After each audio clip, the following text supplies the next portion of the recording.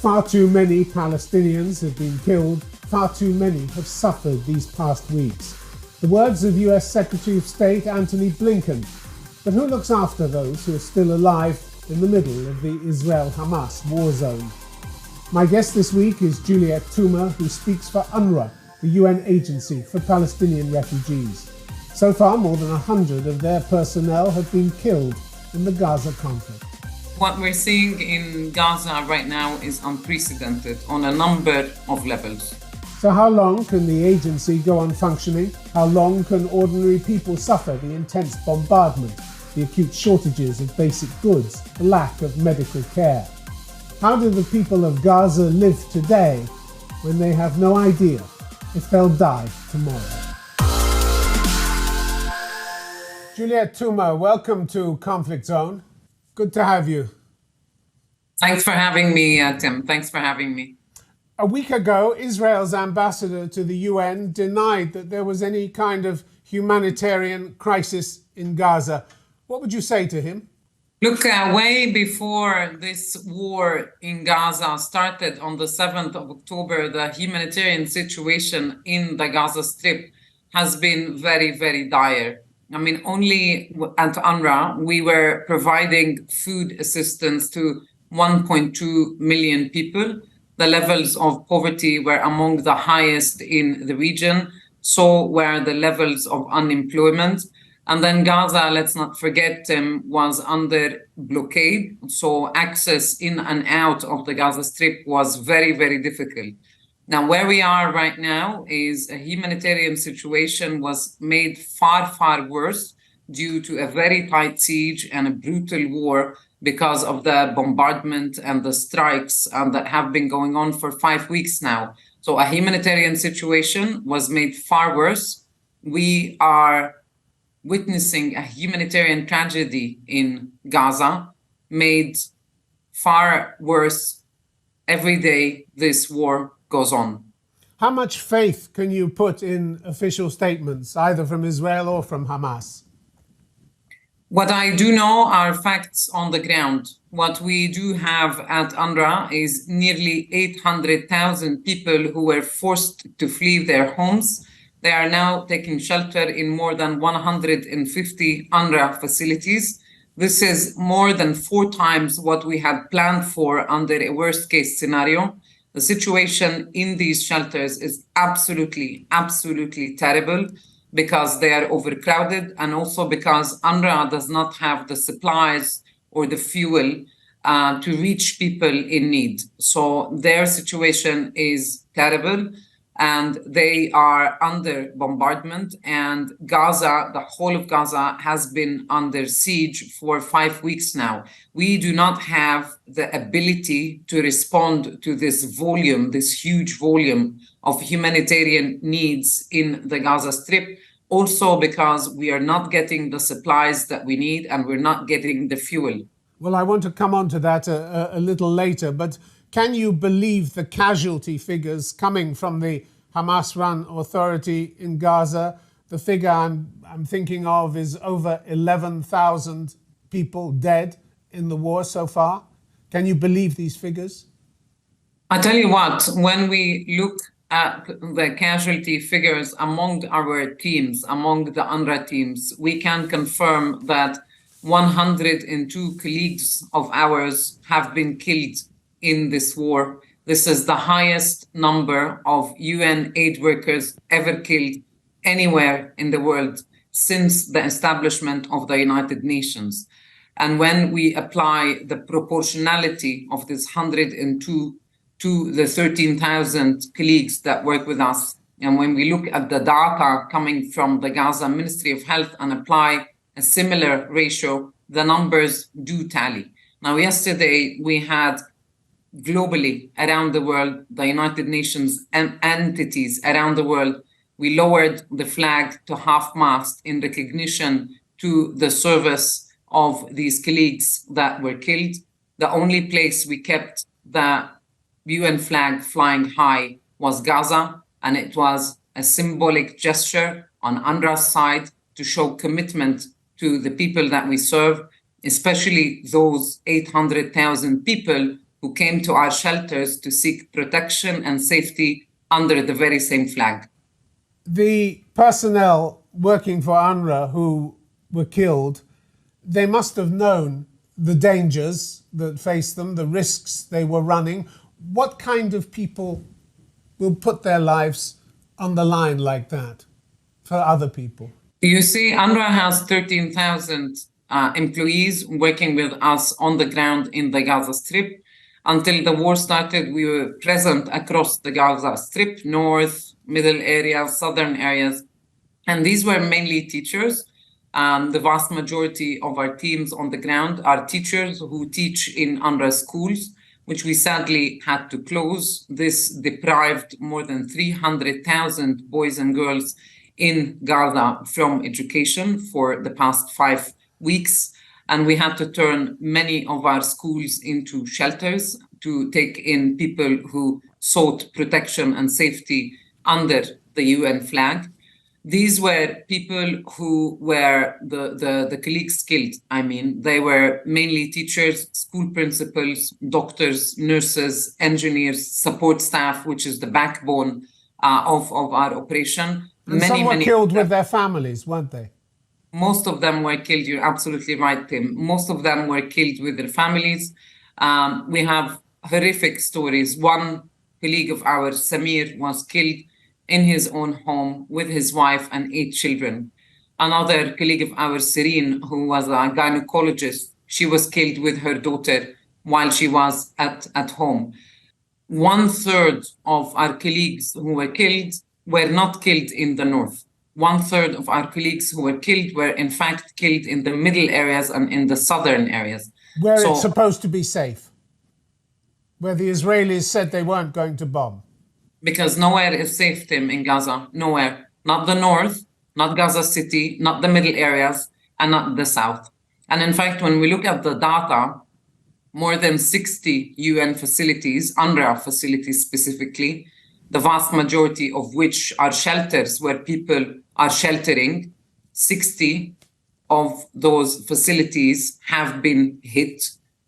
More than 10 of those have been directly hit, and 70% of the facilities that were impacted during this war in Gaza, the UNRWA facilities, 70% were in the middle areas and in the southern areas, 70%. Do you reach a stage where you simply have to pull out because the danger to your staff is so great? I ask because one of your colleagues said the other day, every day you think it is the worst day, and then the next day comes and it's even worse.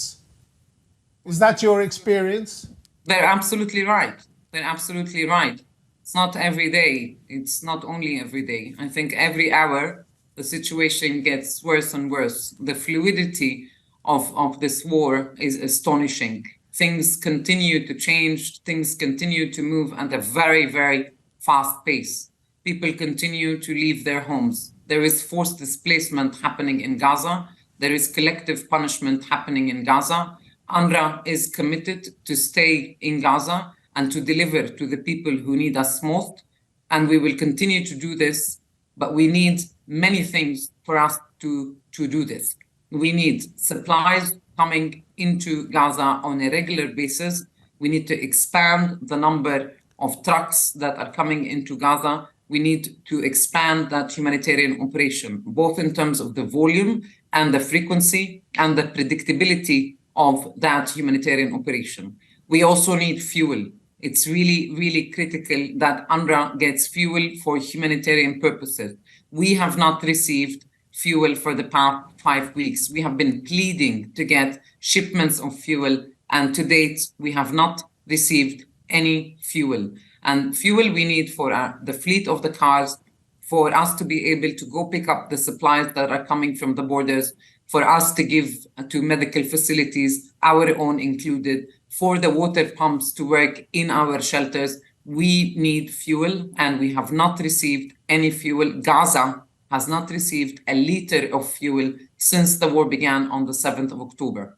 For obvious reasons, there's a particular focus on the plight of hospitals in Gaza. The Red Cross said they'd reached what they called the point of no return. and that the lives of thousands of people were at risk. This is a daily, even hourly emergency, isn't it? Oh, absolutely. To get what medicine you can, what little medicine is left, to get what little fuel there is, to get what little drinking water there is. How long can this go on for before people get ill from malnutrition, before there's illnesses associated with lack of sanitation? How long before that happens? Look, civilian facilities, including hospitals, but also UN facilities, have not been spared. And these facilities, civilian facilities, schools, hospitals, clinics, shelters, UN premises and compounds, they are all protected under international humanitarian law, and they have not been. So rules of the war, they have been broken in the Gaza Strip. The Israelis say that the reason they are surrounding Al-Shifa hospital, which I think is the largest hospital in Gaza at the moment, is because they're sure that there's a command and control center belonging to Hamas underneath the hospital itself. Do you know anything about that? I tell you what we do know. Shifa Hospital is the largest medical facility and the largest hospital in the Gaza Strip and one of the oldest Palestinian health institutions. It has been established in 1946. And in addition to it being this medical facility, a very important and critical medical facility, since the war began, Shifa Hospital has been hosting tens of thousands, according to reports that we get, tens of thousands of people in its courtyards and in its parking lot. So it's also being used as a shelter. Now, we at UNRWA have been able to access Shifa Hospital only once and deliver medical supplies, basic medical supplies and medicine. Throughout the war, we were allowed only once to do this very urgent humanitarian delivery that we did with the World Health Organization. And this shows you the immense challenges that we are facing in terms of access, not only from outside of Gaza to bring in supplies, but also within Gaza to move from the south into the north, where there is Gaza City, where it has been the beating heart of the Gaza Strip for many, many decades. But there has been some evidence in the past that Hamas did hide weapons and tunnels under hospitals, hasn't there? Last year, your agency said it had identified what it called a man-made cavity underneath the grounds of a school in Gaza. It protested to the Hamas authorities and you sealed the cavity permanently. How did Hamas respond to your discovery? So what UNRWA does every quarter, Tim, is that we have inspection teams that go to all our facilities in the Gaza Strip and everywhere in the region where UNRWA operates. And we do this inspection against the humanitarian principle and for neutrality. And in fact, the last inspection we have done was just before the war. On the 30th of September, we do this every quarter. 30th of September, we have completed the inspection of all our facilities in the Gaza Strip. November 13th, the Israeli army showed pictures of guns, suicide vests, grenades, explosives in what they said was the basement of Rantisi Children's Hospital. Does that surprise you then, given what you've just told me about the inspections you conducted? I saw these reports, Tim, and UNRWA is not at all in a position to confirm or deny these reports. Rantisi Hospital is not an UNRWA facility. And let me emphasize that civilian infrastructure, wherever they are in the world, not only in the Gaza Strip, civilian infrastructure must never be used for military purposes. Are you satisfied it isn't being used in Gaza? I really do not know that, Tim. I really do not know that. You've been in other war zones. You've been in Iraq. You've been in Yemen. What stands out about this one from the experiences you've had to date? Well, I spent most of my humanitarian service working on one of the most brutal wars in recent history, and that is the war in Syria, where I worked in and out of Syria on the Syria war for more than a decade.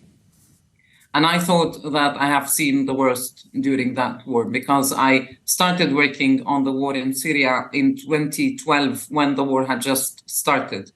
And I saw horrors, and I witnessed terrible things happening, including to children, because I was working for UNICEF back then, and I worked in different roles with other entities in the UN. So I'm very familiar with the war in Syria, and I was very familiar with what wars do to lives of human beings.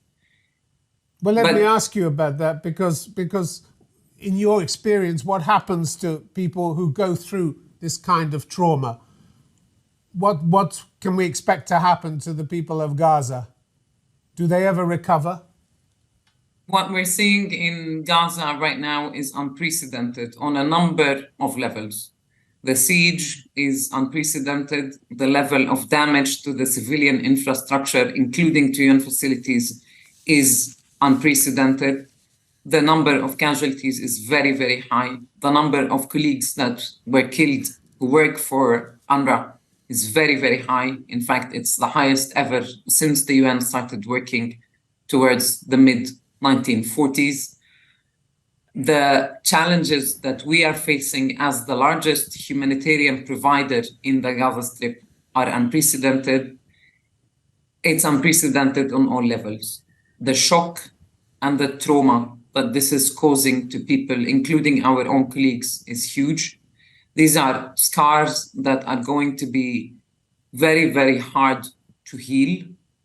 And there are many, many people in the Gaza Strip who are either reliving the trauma of 1948, or they are now living the traumas of their ancestors and their fathers and their mothers due to this forced displacement and the resemblance of the exodus of what's happening right now to the Nakba in 1948, also known as the catastrophe.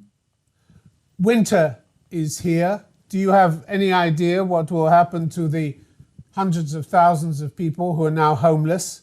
And in the longer term, are there any models that could suggest how long people might have to deal with this homelessness, with these shortages, with all the problems that affect their daily life? Winter, rain, and the cold is going to make a tragic situation for people in Gaza far, far worse. Because what we have had until recently is in our shelters is women and girls sleeping inside classrooms and men and boys sleeping outside in the open. So with winter, it's going to get worse. And we are, of course, worried about the diseases, the spread of diseases, the lack of heat, the flooding, with the civil service breaking down. How is this going to be managed? It's going to be even bigger of a chaos than we have right now. So this is why it's absolutely critical that there is a humanitarian ceasefire, which we've been calling for weeks on end now. Sadly, it's falling on deaf ears. It has to happen for the sake of civilians wherever they are, including those in Gaza. You've just got back recently from an Arab summit in the Saudi capital, Riyadh. Reports suggested there was plenty of anger and invective, but I suppose anger is cheap. Who amongst the Arab leaders promised any concrete help at all for the Palestinians in Gaza? So for us at UNRWA, it was a historic moment because it was the first time in the history of the agency, and we're almost 75 years old, that we are invited at the level of our Commissioner General to brief and to address the heads of states, both of the Arab world and the Muslim world. So for us, it was important that we relay the message on behalf of the 2 million Palestinians who are trapped in this war. So that was one thing that we wanted to relay. And in terms of the reception, we got funding for our operations from Oman and from the Hashemite Kingdom of Jordan, and we got pledges from the UAE. We are still not certain, Tim, if we are, as an agency, going to be able to pay salaries for the staff, not this month, November, or not December, including those unsung heroes that are working with the agency on the front lines in the Gaza Strip. The head of your agency said the other day there was a feeling among Gazans that they had been sacrificed and abandoned by the outside world. How widespread is that feeling among the people that you've met and you've talked to? Very widespread, very widespread. It's among our staff and it's also among the friends that we have in Gaza. And there is a feeling of abandonment and there's a feeling of not feeling equal, that the suffering and the carnage that is happening in Gaza is not important. And that is changing, which is very, very good. I think more and more and more people around the world are understanding that civilians are going through hell in Gaza and that they are going through a collective punishment, that so many people have been killed, including, according to reports, more than 4,000 children, which is, according to Save the Children, the highest number of children killed in any conflict since 2019. These children have nothing to do with this conflict or with this war, and no child should have witnessed what the children of Gaza have witnessed. Have Palestinians that you've met talked to you about the atrocities that Hamas committed against Israel? Yes, they have. What do they say about that? Yes, they have. And UNRWA and the Secretary General of the United Nations have condemned in the strongest terms the massacre that happened in Israel on the 7th of October. Juliette, Touma, what will you take away from all this? How do you process what you've seen? How hard is that for you personally? For me, it's determination to continue to be the voice of the Palestinian people in Gaza, the civilians who are caught up in this war, and also to continue to work with our colleagues, with our teams on the ground, who are, by the way, and it's not a gimmick that I am using, they are a rare ray of light coming out of the darkness of what Gaza has become. It's my duty to continue to support them so that they continue to be able to deliver to people who need them most, so that we continue as the largest UN agency to support and deliver the people that we are committed to deliver to, and these are the Palestinian communities in Gaza and elsewhere in this region. The head of your agency says that since October the 7th, Gaza has gone from open-air prison to graveyard. If he's right, what kind of Gaza do you think will be left? Okay, it is hard to answer this question while you have an active conflict going.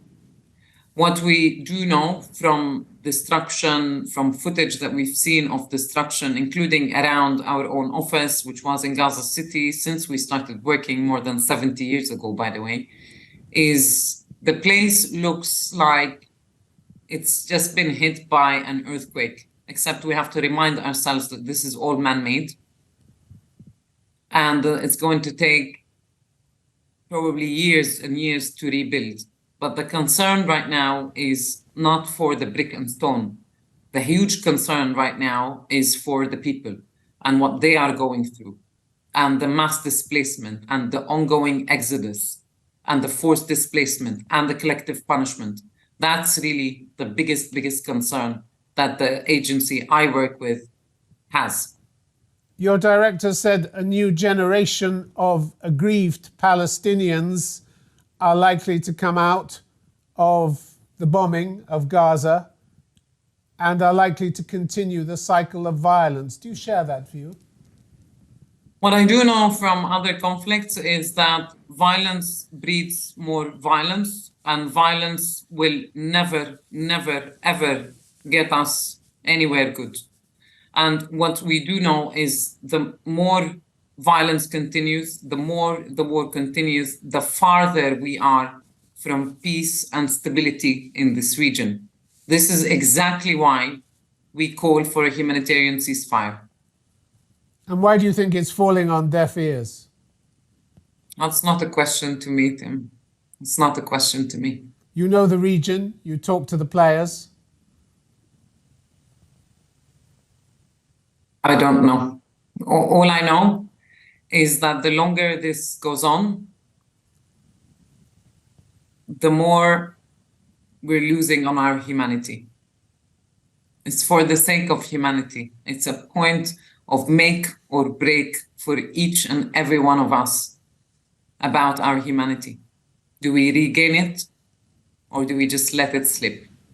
Juliette, Touma, thanks very much for being on Conflict Zone. Thank you, Tim. Appreciate your time. Thank you.